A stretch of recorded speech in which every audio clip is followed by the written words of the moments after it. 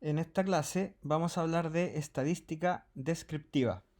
Tal como vimos en la clase anterior, que era de estudios de tipo descriptivo o de prevalencia, vimos que una vez que nosotros planificamos nuestro estudio, elegimos nuestra población, elegimos nuestra muestra, sabemos qué vamos a evaluar, a quién vamos a evaluar y cómo lo vamos a evaluar. Luego de eso viene la etapa de recopilación de datos. En esta etapa de recopilación de datos es cuando, una vez que estos datos estén finalizados, nosotros vamos a proceder con un análisis estadístico. Ese análisis estadístico puede ser de dos tipos principales. Por un lado está el análisis estadístico descriptivo y por otro lado está la estadística inferencial. Cuando hablamos de estadística descriptiva nos referimos a dos medidas principales que son las medidas de tendencia central y las medidas de dispersión, que son los dos componentes principales de esta clase. Al final de esta clase, la idea es que usted al menos logre diferenciar cuáles son los tipos de variables, que es lo que también se vio en la clase anterior y ahora va a ser reforzado. Vamos a ver a grandes rasgos cómo crear una base de datos, cómo analizar datos descriptivos y saber calcular e interpretar medidas de tendencia central como media, mediana y moda y medidas de dispersión como la varianza, la desviación estándar y la distancia intercuartil. Bien. En general, cuando nosotros hacemos un estudio y definimos nuestras variables, estas variables se van a poder medir o vamos a poder obtener datos a partir de ellas de dos únicas maneras. Nosotros solamente podemos medir algo, por ejemplo, la presión arterial, el número de caries en boca, la profundidad de un saco periodontal. Es decir, siempre nosotros, cuando vamos a decidir medir algo, lo vamos a hacer con un instrumento adecuado para esa medición. ¿Bien? Entonces, por un lado, yo lo que puedo hacer es medir. Y por otro lado, hay ciertas variables en que no puedo medir, sino que lo que yo voy a hacer es contar. Por ejemplo, cuando yo quiero, si mi variable es número de dientes en boca, yo solamente voy a contar los dientes que hay en la boca.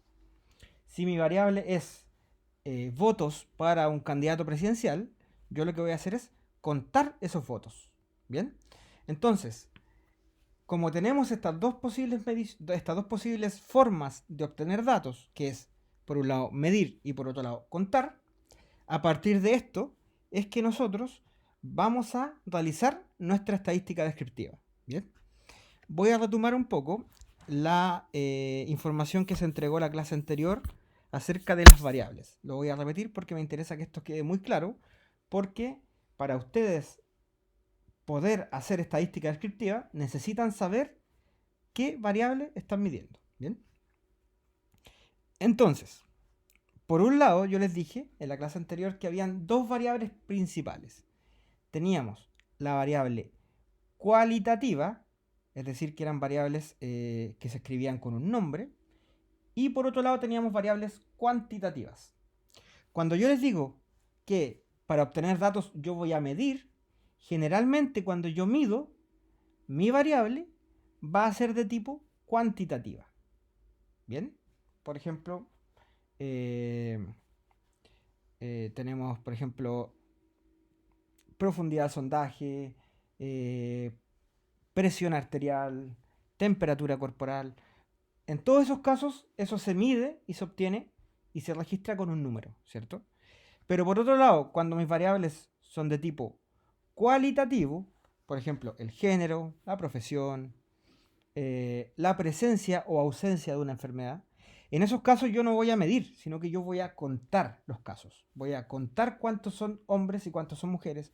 Voy a contar la presencia de una enfermedad o la ausencia, etc. Por eso es que yo acá hago la diferencia entre lo que es medir por un lado y lo que es contar por otro lado. Entonces, dentro de estas variables cualitativas teníamos dos subtipos, que eran las variables nominales y por otro lado las variables ordinales. Dentro de las variables nominales tenemos que estas son para observar algo que se expresa en categorías, sin que exista un orden entre ellos. Por ejemplo, género, femenino, masculino. Da lo mismo si yo pongo femenino, masculino o masculino, femenino. No hay una diferencia. También en profesión, puede ser odontólogo, médico, abogado, o abogado, médico, odontólogo. El orden no altera la variable.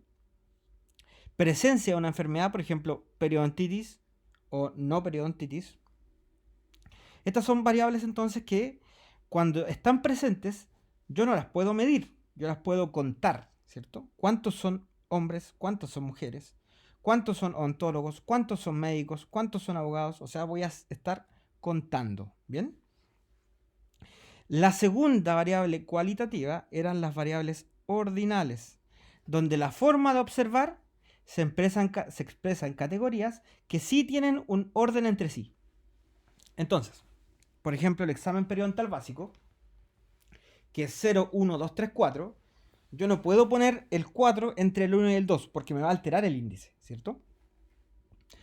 Tampoco puedo poner un examen periodontal básico 0.5 porque no existe. Existe el 0 y existe el 1. Entonces yo acá lo que voy a hacer es también contar. ¿Qué voy a contar? ¿Cuántas veces se presentó el 0? ¿Cuántas veces se presentó el 1? Y así con el 2, con el 3 y con el 4. Movilidad dentaria, lo mismo. ¿Cuántos dientes están con movilidad 1? ¿Cuántos dientes están con movilidad 2? ¿Cuántos dientes están con movilidad 3? Es decir, para la variable cualitativa nominal como ordinal, yo siempre voy a contar. ¿Bien? Ahora, para las variables cuantitativas, que también habían dos subtipos, que eran las variables continuas y las discretas.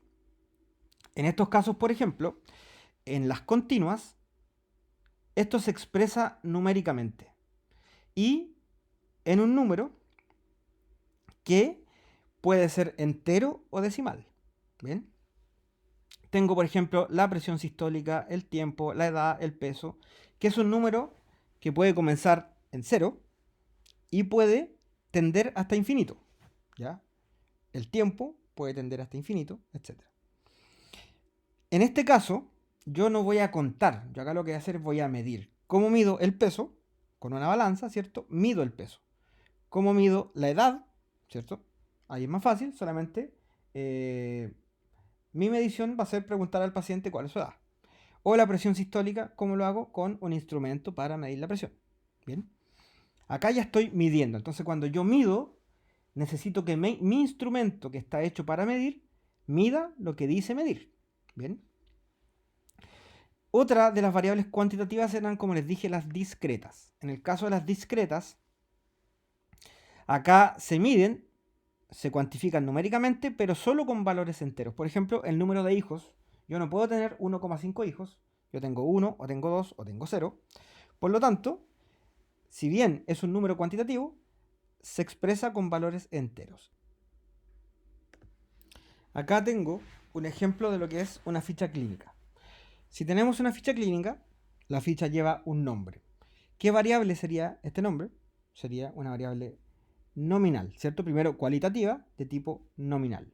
El root sería una variable también de tipo nominal. Bien. La dirección también es nominal. Ojo con el root. El root, a pesar de que es un número, uno como ve que es un número, uno podría pensar que es de tipo cuantitativo.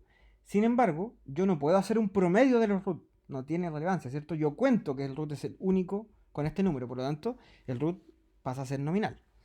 Tengo el teléfono, tengo la edad, y acá viene el género, femenino o masculino. En este caso, estamos hablando de que es una variable de tipo cualitativa, de tipo nominal. Bien. Tenemos localización, prótesis, superior, inferior, ambas o ninguno. También es nominal. Luego tenemos tipo de prótesis, que también es nominal. Y las que vienen abajo también. Es decir, ahí tendríamos puras variables de tipo nominal. Otro ejemplo, acá donde tengo una encuesta que es la OHIP 14, que es una encuesta que mide calidad de vida. Y vemos que acá las preguntas se responden con nunca, rara vez, ocasionalmente, muy a menudo o siempre. Es decir, a través de textos me van diciendo algo que es gradual, desde nunca hasta siempre.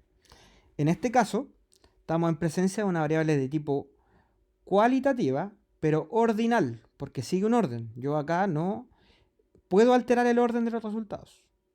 Y como es de tipo nominal, yo lo que voy a hacer en mi estadística descriptiva es contar cuántas preguntas quedaron en nunca, cuántas en rara vez, cuántas en ocasionalmente, etc. ¿Bien? Yo acá no puedo sacar un promedio entre mis preguntas porque son textos, no puedo sacar promedio a partir de textos. Otro caso, un estudio que hicimos nosotros acá, que usó una escala de Likert, que si bien tiene un texto que la describe como muy fuertemente de acuerdo, fuertemente en desacuerdo, etc., también nosotros lo expresamos en números. Fíjense, pusimos al muy de acuerdo le pusimos un 5, al muy en desacuerdo le pusimos un 1. Es decir, transformamos una variable nominal de tipo ordinal a números. Sin embargo, yo en esos números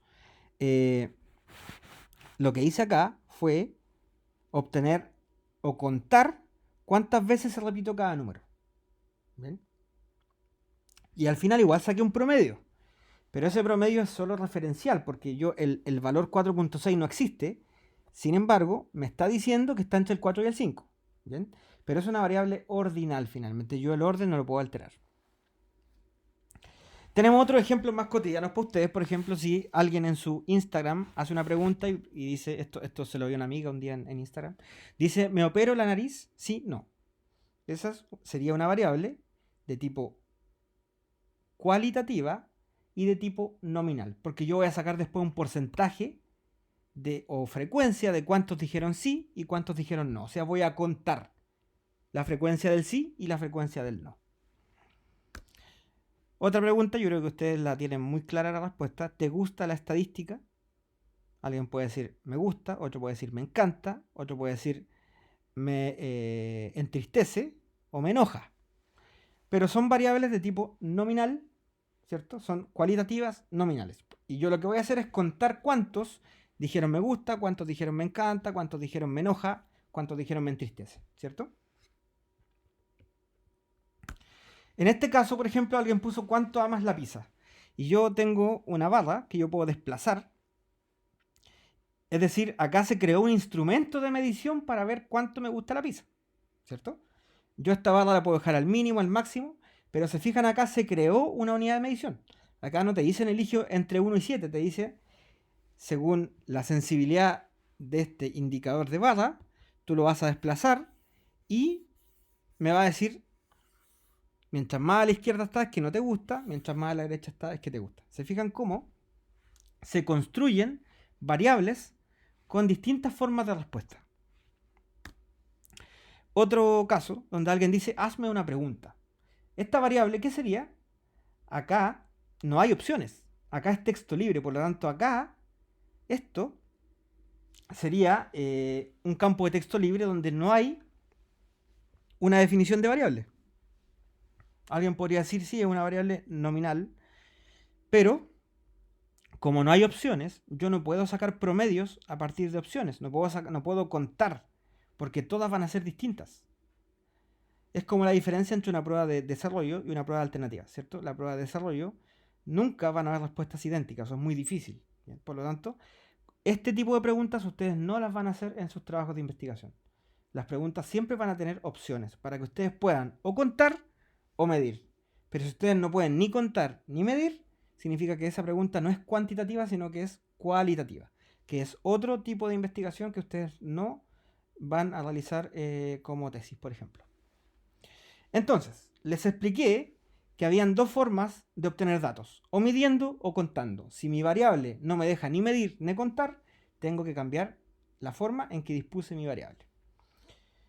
Ustedes, lo primero que van a hacer cuando comiencen a recolectar sus datos es crear una base de datos. ¿Bien? Para crear base de datos hay muchas formas. Ustedes pueden hacer una ficha clínica, y esa ficha clínica ustedes después la van a tabular en un software. ¿Bien? Ustedes pueden decir yo simplemente voy a crear un Excel y en ese Excel voy a ingresar mis datos. Eso no es recomendable, ¿ya? ¿Por qué? Porque cada vez que yo uso variables en investigación cuantitativa, ya sea variables cualitativas o cuantitativas, cada respuesta debe ser prediseñada. Cada alternativa debe ser prediseñada. Y si yo acá ingreso manualmente, puede que me equivoque al ingresar los datos muy fácilmente. Por lo tanto, la sugerencia es que para crear una base de datos, ustedes lo ingresen, por ejemplo, con un formulario de Google Drive. ¿Bien? Con un formulario de ese tipo, ustedes crean una especie de encuesta y ustedes van ingresando sus datos, caso por caso. Es lo más recomendable. Entonces, ¿ustedes qué van a hacer? Van a ingresar nombre, edad, root, género, etcétera, de lo que ustedes quieran en su investigación. Esas van a ser sus variables. Y esas variables deben ir en su base de datos. ¿Cómo se crea entonces una base de datos? Voy a Google Drive, elijo crear, luego el más y luego voy donde dice formularios de Google. Ese formulario me va a permitir que yo ingrese mis variables. Y luego cuando yo creo mi formulario y empiezo a ingresar los datos, se me va a generar automáticamente un archivo Excel con los datos correctamente tabulados. Sin embargo, una vez que yo tengo mis datos tabulados, aún no he hecho ningún análisis estadístico. Hasta el momento solo creamos nuestras variables, hicimos un formulario y subimos nuestros datos, pero aún no tenemos una base de datos. No tenemos ningún análisis de estos datos. ¿Cómo entonces hago mi análisis? Lo primero es que ustedes hagan un análisis a través de un software disponible para ello. Existen software como SPSS, Stata, Epidat y R, que es un software ya un poco más avanzado porque requiere ciertos conocimientos de lenguajes de programación. ¿Bien? Ustedes también pueden aprenderlo, no es algo imposible, digamos, hay muchos colegas que se han interiorizado bastante con R y lo están utilizando en sus investigaciones. Sin embargo, para partir es complejo. Ustedes podrían partir con algo simple y luego ya van con algo más complejo. ¿Bien? Entonces, cuando yo voy a hacer mi análisis estadístico, una vez que yo tengo cargados mis datos en mi base de datos. Y estos software son los que me van a traer las herramientas para que yo le diga qué análisis estadístico descriptivo quiero. ¿Bien? Pero para yo decirle qué análisis estadístico quiero, tengo que tener muy claro cuáles son mis variables y qué análisis le puedo hacer a cada variable. ¿Bien? Entonces, ¿qué herramientas van a existir para hacer estadística descriptiva? La estadística descriptiva incluye principalmente dos medidas descriptivas. Por un lado tenemos las medidas de tendencia central y por otro lado tenemos las medidas de dispersión. Vamos a comenzar hablando de las medidas de tendencia central. Dentro de las medidas de tendencia central tenemos tres principales. Tenemos la moda, tenemos la mediana y tenemos la media aritmética o también llamada promedio. Estas tres medidas las vamos a describir a continuación.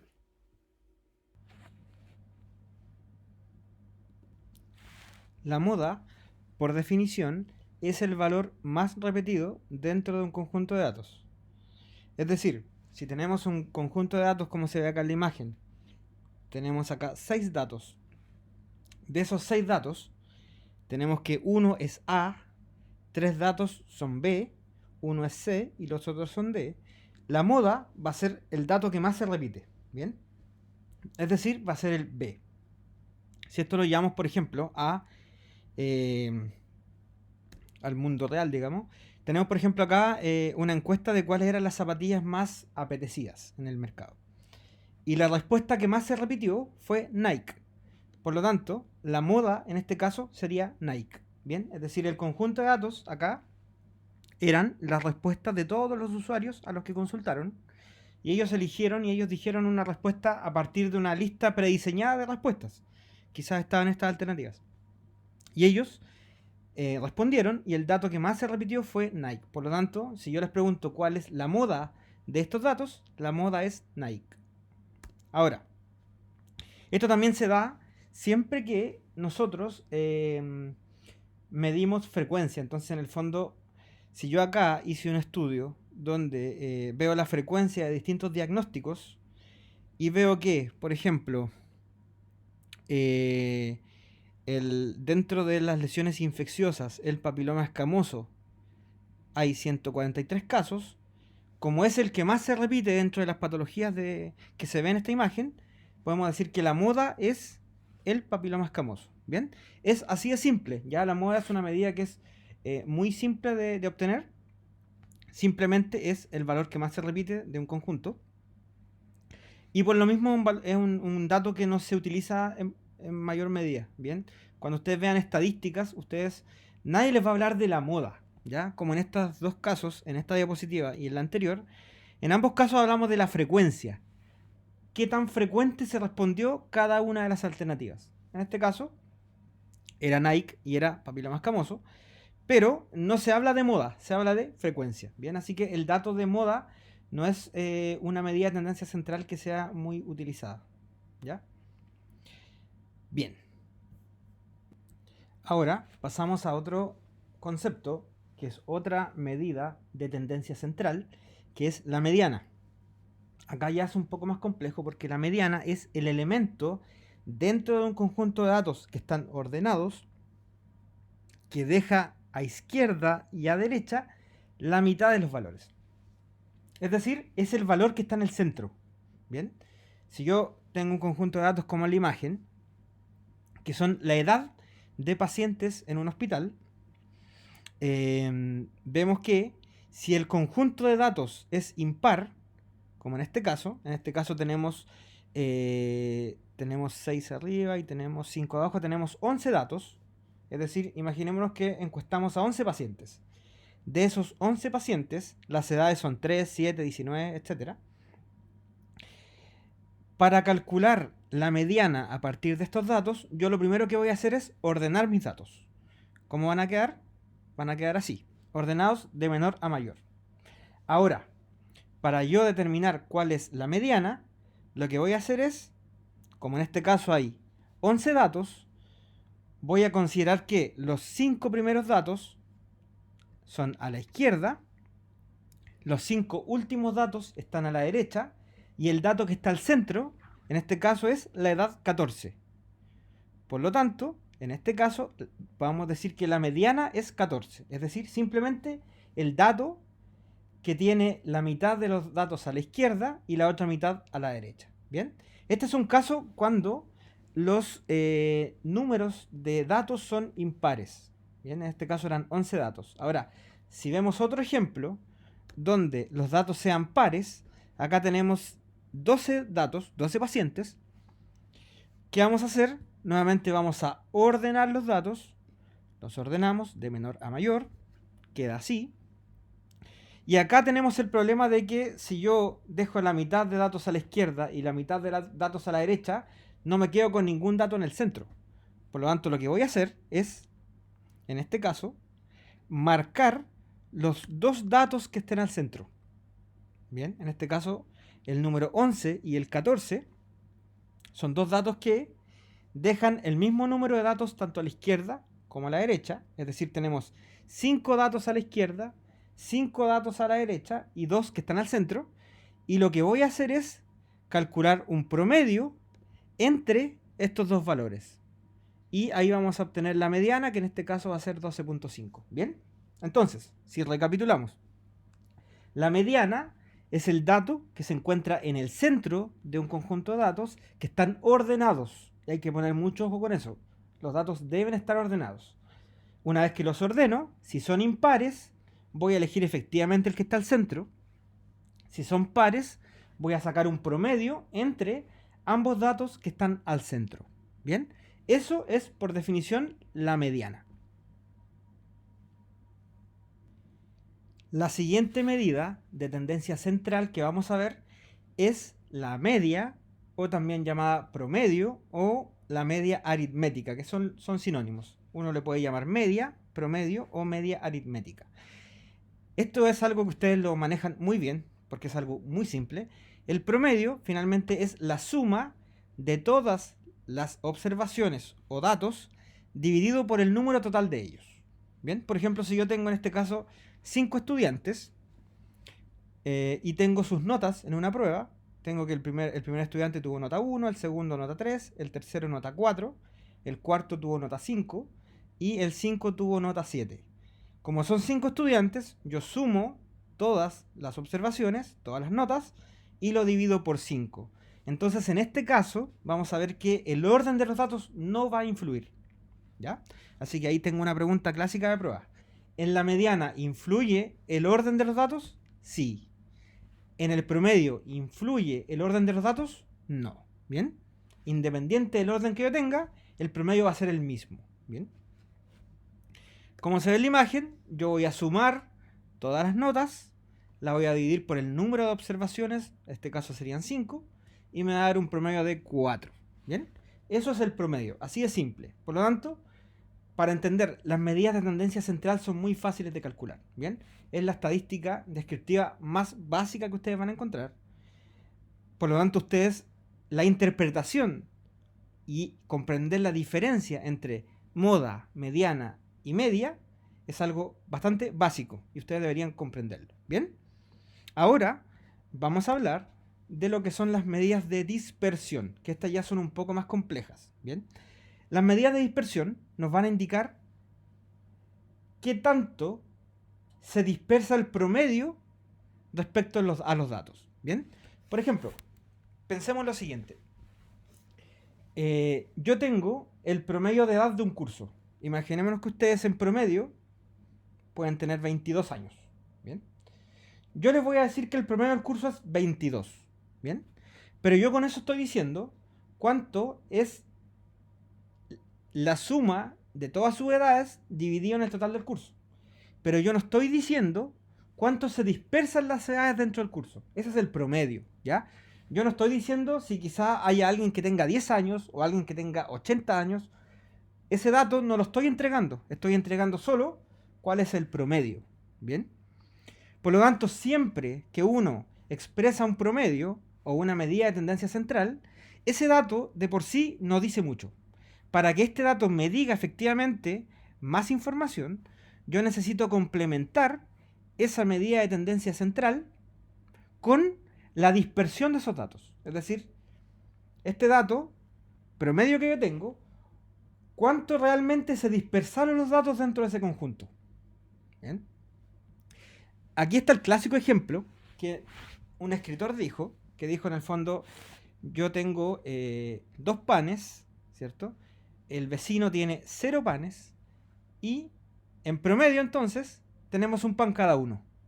Ahí lo que él está diciendo es efectivamente el promedio de distribución de pan en una población de 2 personas, pero en ese caso él debería decir que ese es el promedio con una dispersión altísima, ¿cierto? La dispersión máxima, donde el total de la observación la tiene uno y el otro no tiene ninguna. ¿Bien? Por eso es que siempre que en poblaciones ustedes expresen una medida de tendencia central como el promedio, ustedes deben acompañarlo de una medida de dispersión. Si no, pasa como en el ejemplo, que el ejemplo que está dando es un promedio con una medida de dispersión extrema. ¿Bien? Pero los promedios en una población no se comportan así. Rara vez vamos a ver que tenemos un promedio con una medida de tendencia central tan extrema, con una medida de dispersión tan extrema, que los datos se distribuyan en un extremo de la población y el otro no tenga nada. ¿Ya? Es decir, en resumen, ¿qué quiero decirles? Que ustedes deben ser muy buenos interpretadores de datos. ¿Ya? Ustedes no les pedimos que sean generadores de datos, pero sí que interpreten bien los datos. Y siempre que ustedes vean un promedio, ustedes inmediatamente tienen que pensar en que necesito ver la dispersión de este dato. Necesito ver si este promedio realmente representa la generalidad o este promedio se generó a partir de datos extremos. ¿Bien? Las medidas de dispersión son muchas, pero yo les voy a entregar 4 que son fundamentales. La varianza, esa es la primera. La segunda es la desviación estándar o desviación típica. La tercera es el rango y la cuarta es el rango intercuartil. El más complejo de comprender va a ser la desviación estándar y la varianza, que son datos que deberían comprender ustedes perfectamente después de esta clase. Así que les pido que por favor, una vez que terminen esta clase, si no comprenden bien lo que es la varianza y la desviación estándar, utilicen el foro y pregunten, ¿bien? Porque es un dato esencial. Ustedes siempre que leen un paper, ustedes van a encontrar un promedio y a la derecha va a estar la desviación estándar. Y ustedes deben de estar en condiciones de entender perfectamente qué es la desviación estándar. ¿Bien? Entonces, comencemos. Vamos a utilizar el mismo conjunto de datos del ejemplo del promedio. ¿Bien? Tenemos 5 estudiantes y acá yo les muestro sus notas que tuvieron, ¿cierto? El estudiante 1 tuvo nota 1, el 2 tuvo nota 3, el 3 tuvo nota 4, el 4 tuvo nota 5 y el 5 tuvo nota 7. Calculamos el promedio o la media aritmética y nos dio un promedio de 4. ¿Bien? Hasta el momento eso es lo que teníamos. ¿Qué vamos a hacer ahora? Vamos a determinar qué tan distante estuvo cada estudiante de la media, ¿cierto? Entonces, por ejemplo, el estudiante 1, su distancia a la media es 3 positivo, porque a él le faltan 3 positivos para llegar al 4. El estudiante 2 le falta 1 positivo para llegar al 4, que es la media. El estudiante 3 tuvo la misma nota que el promedio. El estudiante 4 tuvo una menos que la nota promedio. O sea, perdón, está pasado en 1, ¿cierto? Por lo tanto, la diferencia es menos 1. Y el estudiante 5 se pasó en 3 décimas, o en 3, sí, en 3 unidades se pasó hasta la media. Por lo tanto, es menos 3 la diferencia. ¿Bien? Entonces, yo ahora lo que hice fue calcular qué tan distante estuvo cada estudiante de la nota promedio. ¿Bien? Sigamos. Ahora yo lo que voy a hacer es esta distancia que yo tuve, que podía ser positiva o podía ser negativa, yo necesito sí o sí transformarla siempre en un número positivo. No me sirve el número negativo. ¿De qué forma lo hago? Multiplicándolo al cuadrado. ¿Bien? Elevado a 2. Entonces, el estudiante 1 que estaba a 3 positivo de la media, ¿cierto? Que le faltaban 3 para la media, si lo elevamos al cuadrado nos da 9. El estudiante 2, si lo elevamos al cuadrado, su distancia nos da 1. El estudiante 3 se mantiene en 0. El estudiante 4 queda en 1, pero positivo. Y el estudiante 5 queda en 9, pero 9 positivo.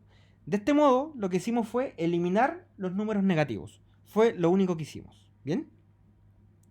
Es así como llegamos al concepto de la varianza. La varianza va a medir la dispersión de una distribución de datos, ¿ya? Y su definición es la media de las distancias a la media elevadas al cuadrado.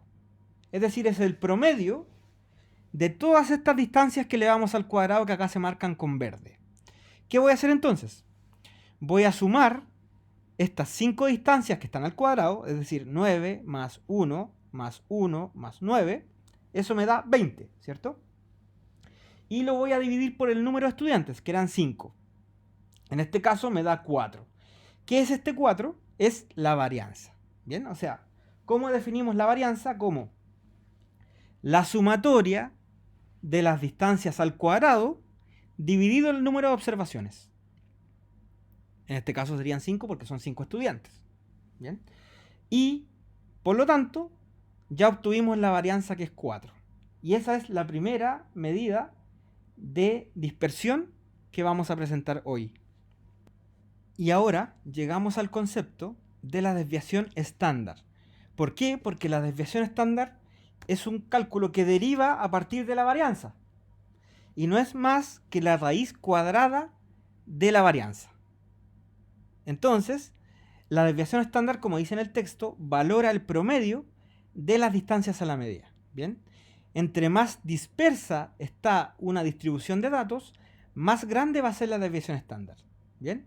En este caso, como el promedio de las distancias a la media elevadas al cuadrado era la varianza, yo solamente voy a aplicar una raíz cuadrada a la varianza y voy a obtener mi desviación estándar, que en este caso es 2. ¿Bien? Pero ojo con el concepto que está marcado con celeste. Dice el promedio de las distancias a la media. ¿Bien? Entonces, para que vayan entendiendo un poco más. Teníamos 5 estudiantes con sus notas. El promedio son 4. Calculamos que la varianza era 4. Y la desviación estándar era 2. ¿Cómo vamos a interpretar esto? Tenemos, imaginémonos lo siguiente. Si yo les digo la edad promedio, paréntesis, desviación estándar, de los pacientes con candidiasis subprotésica era de 69, paréntesis, 10 años. ¿Qué estoy diciendo ahí? Que el promedio es 69 y la desviación estándar es 10. ¿Qué estoy diciendo ahí? Estoy diciendo que en promedio la desviación a la media fue 10. Por lo tanto, si el promedio era 69, yo estoy diciendo que en promedio el valor aumentó 10, o sea, hasta 79, o disminuyó 10, que es hasta 59. Pero ese es el promedio. Por lo tanto, si yo llegué que el promedio era 10, si yo quiero construir un promedio de 10, ese promedio debería ser en realidad entre 0 y 20. Porque si yo tengo 0 más 20 y lo divido por 2, eso me da 10, ¿cierto? Por lo tanto, la interpretación que yo voy a hacer es que si el promedio de la distancia a la media era 10, significa que yo debería pasarme el doble hacia cada extremo. Es decir, si el promedio era si la desviación estándar era 10, yo voy a pasar de 69 a 59, pero como ese 59 en realidad es ese menos 10 es un promedio, yo voy a pasarme hasta 49, ¿cierto? Porque el promedio entre 49 y 69 es precisamente 59. ¿Bien? Hacia la derecha, si mi desviación estándar era 10, yo voy a pasarme en 20. Porque el máximo el máximo dato que puedo tener al extremo es 20 y el mínimo es 0, y eso me da un promedio de 10, que sería 79. ¿Bien? Entonces, resumiendo un poco, esto es un poco difícil de explicar cuando no es de forma presencial, pero si el promedio era 10, insisto, entiendan de que ese es un dato promedio, una desviación estándar promedio. Por lo tanto, para que mi desviación estándar promedio sea 10, yo pude haberme alejado en un máximo de 20 para cada extremo. Por lo tanto, 69 tiene un máximo en el extremo que es 49 y el otro máximo es 89. Bien, vamos con otro ejemplo para que lo entiendan un poco mejor. Bueno, ¿qué concluyo? Concluyo que la mayoría de los pacientes está entre 49 y 89 años. ¿Bien? ¿Por qué? Insisto, porque la desviación estándar de 10 es un promedio. ¿Bien? Por lo tanto, cuando yo les digo desviación estándar de 10, yo estoy diciendo que el promedio es 10, pero que el doble de eso va a construir el dato real. El doble de 10 es 20, por lo tanto 20 para cada lado. Y aquí vuelvo a reforzar lo que les explico. Debido a que la desviación estándar se obtiene del promedio de la diferencia con la media, para hacer un promedio requiere en extremo un valor que lo duplica y en el otro extremo un valor que lo lleva a 0. ¿Bien? Sigo. Otro ejemplo. La edad promedio de los pacientes con candidiasis subprotésica era de 69, con una desviación estándar de 2. Por lo tanto, como la desviación estándar es un promedio de desviación estándar, yo tengo que sumar 2 a cada extremo. 69 más 2 me da 71 y 79 menos 2 me da 67. Pero ese es el promedio, por lo tanto yo debo irme al extremo, que sería el doble de 2, que sería 4. Por lo tanto, yo me voy desde 69 hasta 73, porque ahí hago una diferencia de 4, y también desde 69 hasta 65 para hacer una diferencia de 4. ¿Qué concluyo?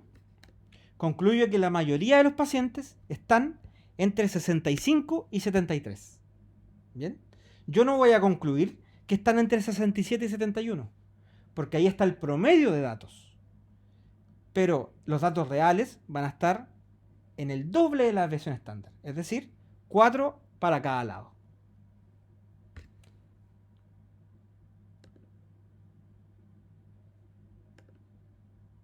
Vamos ahora con un ejercicio. Suponga entonces que ha medido la presión arterial a 5 personas.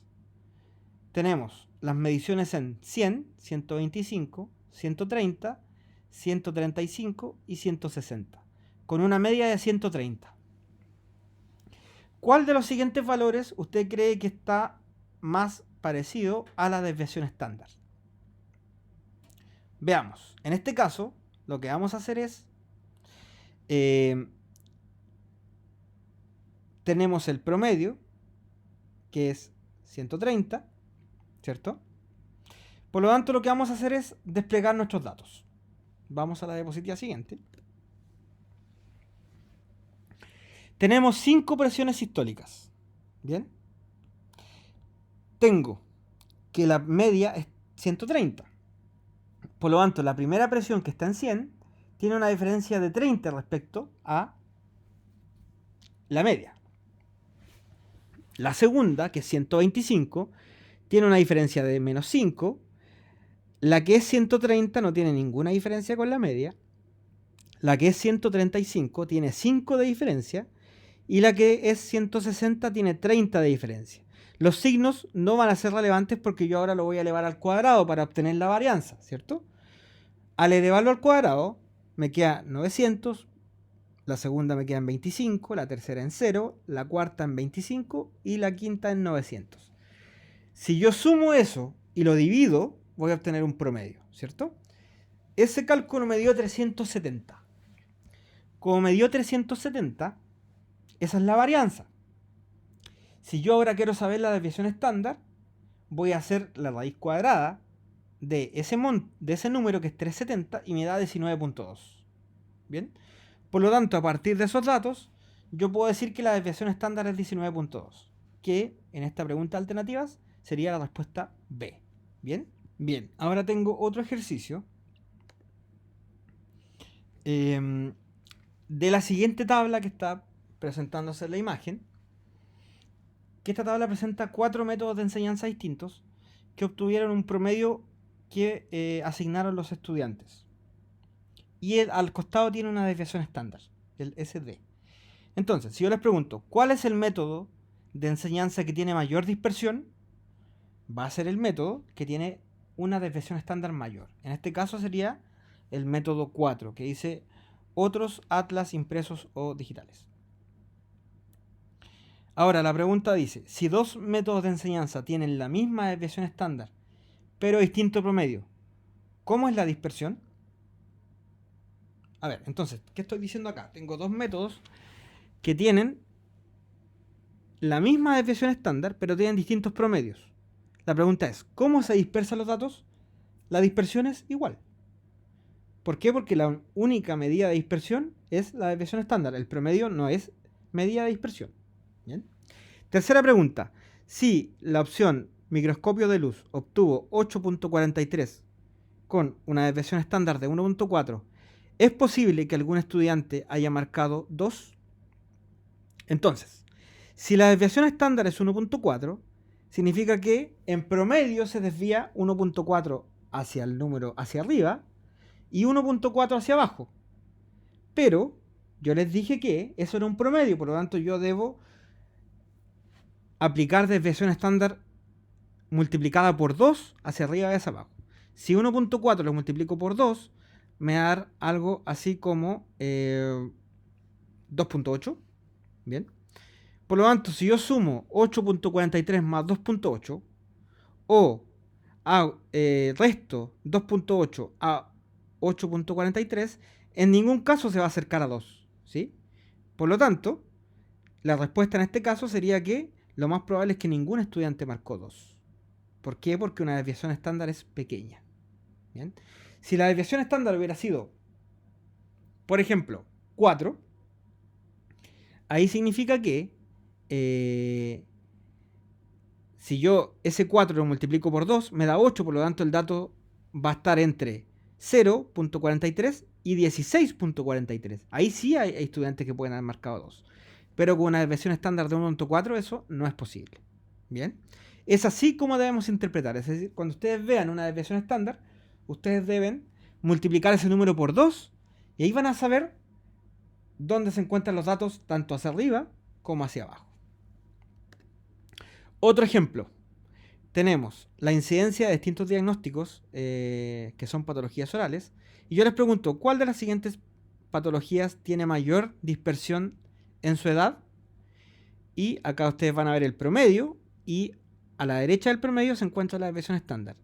El que tiene mayor dispersión va a ser el que tenga el número mayor de desviación estándar. En este caso sería el último dato, que es otro. Ese tiene una desviación estándar de 4.49, que significa que es el dato más disperso de todos. ¿Bien? Ahora vamos a entrar en otro caso hipotético. Imaginen que Carlos es una persona que mide 1.7 metros de altura. Pero la altura promedio en Valdivia es 1.5. Bien, por lo tanto estamos diciendo que Carlos se excede del promedio en 20 centímetros. Ahora, hasta el momento, yo puedo decir que Carlos solamente supera el promedio, pero si yo no les doy a ustedes el dato de desviación estándar de ese 1,5 metro promedio de Valdivia, yo no voy a saber realmente si Carlos es un dato típico dentro de Valdivia o es un dato atípico. ¿Por qué? Porque vamos a llegar a un concepto de que es el concepto de típico. ¿Cuándo algo va a ser típico en una población? Cuando ese dato esté dentro de la desviación estándar. Si este dato está fuera de la desviación estándar, va a ser un dato atípico. Entonces, si Carlos mide 1,70 y el promedio es 1,50, o sea, perdón, si Carlos mide 170 centímetros y el promedio es 150 centímetros, si la desviación estándar fuera 20 centímetros, estamos hablando de que hay una gran dispersión. Bien, miren la imagen. Tenemos a Carlos, que mide mucho más que el promedio, 20 centímetros más que el promedio, pero como la desviación estándar es grande, es 20 centímetros, fíjense en las imágenes. Tenemos gente que es muy grande y gente que es muy pequeña. Y entre todos construyen un promedio. Pero aún así, Carlos excede ese promedio, ¿cierto? En 20. Ahora, vamos al mismo ejemplo de Carlos en una población donde el promedio sea 1,50, pero la desviación estándar sea pequeña, sea 2 centímetros. Fíjense la imagen. Ahora Carlos se ve mucho más grande que el resto de la población. Volvamos a la imagen anterior. Teníamos a Carlos que excedía al promedio, pero con un promedio que tenía una gran desviación estándar, de 20. Fíjense, hay gente muy alta, gente muy pequeña, y ahí entre ellos se fabrica el promedio. Pero cuando la desviación estándar es pequeña, la población es más o menos pareja en altura. Pero Carlos lo sobrepasa. ¿Bien? Entonces, ¿a qué concepto vamos a llegar ahora? Vamos a llegar a una fórmula de lo que es el desvío tipificado. Esta fórmula nos va a permitir determinar si Carlos en esa población es una persona típica, es decir, que está dentro de la desviación estándar, o es una persona atípica, que es decir, que esté fuera de la desviación estándar. Lo que vamos a hacer es, primero, colocar el valor observado, que en este caso sería el valor de Carlos, que es 1,70. Le vamos a restar el promedio, que es 1,50. Y lo vamos a dividir por la desviación estándar, que en este caso, en el primer ejemplo, era 20. Y nos da el valor de 1. Por lo tanto, ¿qué nos dice? Que Carlos es una persona alta en la población, pero es alto de forma típica, porque él es tan alto como otras personas altas de la población, porque está dentro de la desviación estándar. Bien. Ahora, si hacemos otro cálculo con Carlos, con su 1,70 m, lo restamos en el 1,50 promedio y lo dividimos en la desviación estándar, que era 2, nos va a dar un desvío tipificado de 10.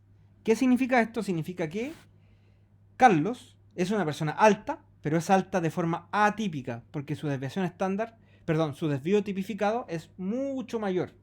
¿Bien? Entonces, Carlos va a ser una persona típica cuando la desviación estándar sea grande y va a ser una persona atípica cuando la desviación estándar sea pequeña. Entonces, en el primer ejemplo, cuando la desviación estándar era 20, Carlos es un alto, pero es típico, porque van a haber personas tan altas como él. Porque el desvío tipificado era 1. Pero en el segundo ejemplo, donde Carlos estaba con su misma altura de 1,70 pero con una desviación estándar pequeña, nos dio un desvío tipificado de 10. Por lo tanto, vamos a definir que Carlos es una persona alta, pero es un alto atípico, porque lo más probable es que no hayan personas altas como él. Porque si la desviación estándar era 2, y yo lo multiplico por 2, me da 4. Eso significa que la mayoría de la población está entre 154, ¿cierto? Y 146. Y Carlos mide 1,70. Por lo tanto, Carlos es un alto atípico. Entonces, por convención, vamos a decir que un caso cuando está entre 0 y 2 desviaciones estándar se considera típico. Y un caso que se aleje más de 2 desviaciones estándar está fuera de la banda, es un outlier, y se considera como un dato extremo o un dato atípico. ¿Bien? Entonces, el cálculo del desvío tipificado nos va a permitir determinar qué tan típico es un personaje dentro de una población. Qué tan típico es un dato dentro de una población. Vamos ahora con un ejercicio. Dice, en Valdivia, el colesterol total tiene una media de 200 miligramos por decilitro y una desviación estándar de 50. Si Felipe tiene un nivel de colesterol de 400, ¿está Felipe dentro de la desviación estándar? Es decir, ¿Felipe es típico o es atípico? ¿Qué vamos a hacer? Vamos a restar 400, que es el dato de Felipe, el valor observado. Lo vamos a restar a 200, que es la media. Y lo vamos a dividir en 50, que es la desviación estándar. Y eso nos da 4. Por lo tanto, ¿es típico o atípico? La respuesta sería que es atípico, porque está más que 2 desviaciones estándar afuera. Está en 4.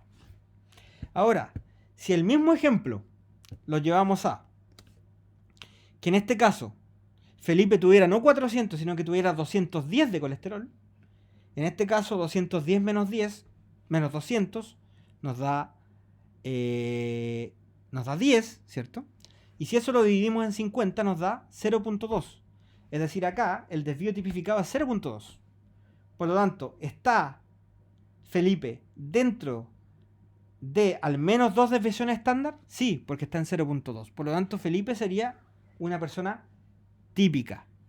Pero Felipe tiene un dato mayor al promedio o menor. En este caso, el dato de Felipe es mayor. Por lo tanto, podemos decir que es un alto típico. Sigamos.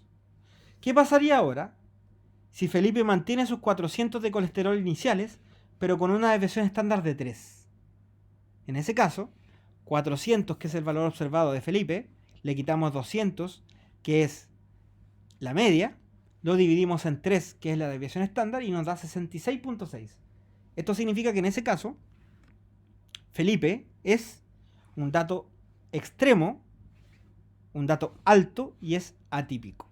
Porque la desviación estándar apenas era 3, y él tiene 400, o sea, es un dato atípico. ¿Bien? Ahora, si esta misma desviación estándar la revisamos cuando Felipe tenía un colesterol de 210,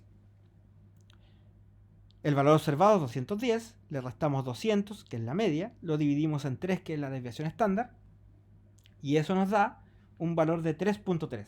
Es decir, que está levemente fuera de la desviación estándar. Es decir, es un atípico, pero leve. Bien. Hasta ahí entonces vimos la varianza, vimos la desviación estándar y vimos la forma para determinar si un dato está dentro o fuera de la desviación estándar mediante el concepto del desvío tipificado. que ahí yo les entregué la fórmula. Esto deben analizarlo con calma en su casa. Vean estos datos, analícenlos con calma para que entiendan los conceptos, ¿ya? Si ustedes estos conceptos los buscan en libros, la verdad es que cuesta un poco entenderlos. Por eso yo le hice ejemplos más o menos gráficos, ¿ya? Cualquier duda, no duden en consultar. La otra medida de dispersión que vamos a ver hoy, que es de bastante más fácil comprensión, es el rango, ¿ya? El rango se define como la diferencia entre el valor máximo y el valor mínimo de una variable de un conjunto de datos. ¿Bien? Para hacer cálculo es muy fácil porque basta ordenar los datos de menor a mayor. En este caso los vamos a ordenar. Tenemos nuevamente edades de 11 pacientes. Los ordenamos y me da que el valor mínimo es 1 y el valor máximo es 99. Entonces yo lo que voy a hacer es restar el más grande menos el más pequeño y eso me da un valor de 98. ¿Qué quiero decir con esto? Quiero decir que el rango es de 98. Se suele confundir la desviación estándar con el rango. Ustedes ahora ya entendieron de que el cálculo de la desviación estándar es bastante más complejo que el del rango y la desviación estándar finalmente corresponde a qué tanto se alejan de la media en promedio ciertos datos en específico, ¿cierto? Entonces la verdad es que son conceptos bastante distintos. El rango es un concepto muy simple y la desviación estándar tiene una complejidad matemática un poco mayor. ¿Bien? Otro concepto que quiero que veamos es el rango intercuartil. ¿Ya? Esto se refiere a una medida de variabilidad que es adecuada cuando la medida de posición central empleada es la mediana. Es decir, yo tengo que primero, para poder determinar el rango intercuartil, determinar cuál es la mediana. Hagamos eso. Este es el mismo ejemplo que vimos con la mediana.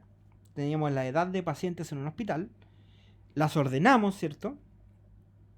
Como son datos impares, yo voy a saber inmediatamente que la mediana es el dato que está al centro. Ordenamos los datos y el dato que está al centro es 14. Bien. Por lo tanto, como el dato es 14, ya tengo mi mediana. Ahora, yo, dentro de los otros datos que quedaron a los extremos izquierdo y derecho, yo voy a determinar qué dato está al medio en cada subconjunto de izquierda y en el subconjunto de la derecha. En este caso, los datos que están al centro son el 3 y el 23.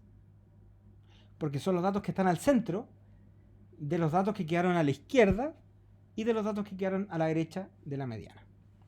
En este caso tengo que es 3 en el lado izquierdo y es 23 en el lado derecho. Yo ahora voy a restar el mayor al menor. En este caso es 23 menos 3, me da 20 y ese va a ser el rango intercuartil. Bien, también es bastante más sencillo de usar, pero ojo que no se les olvide que la mediana está asociada a datos que estén ordenados. En cambio, el promedio no se relaciona con datos ordenados y la desviación estándar, como es una medida de dispersión que tiene que ver con el promedio, tampoco implica que los datos estén ordenados. Bien, eso es toda la clase. Yo sé que esto es un poco difícil de entender, sobre todo la desviación estándar y la varianza, cuando no se los puedo explicar con ejemplos un poco más claros y que tengamos mayor interacción, ¿ya? Así que les pido por favor que utilicen el foro y me hagan todas las preguntas. Yo voy a plantear unos pequeños ejercicios luego de esta clase para que ustedes ojalá los desarrollen. Eso no es con nota, pero va a ser una práctica para la prueba porque en la prueba van a haber ejercicios de esto, ¿ya? Los mismos ejercicios que les mostré en los ejemplos son similares a los que voy a usar en la prueba. Bien, así que eso sería. Muchas gracias.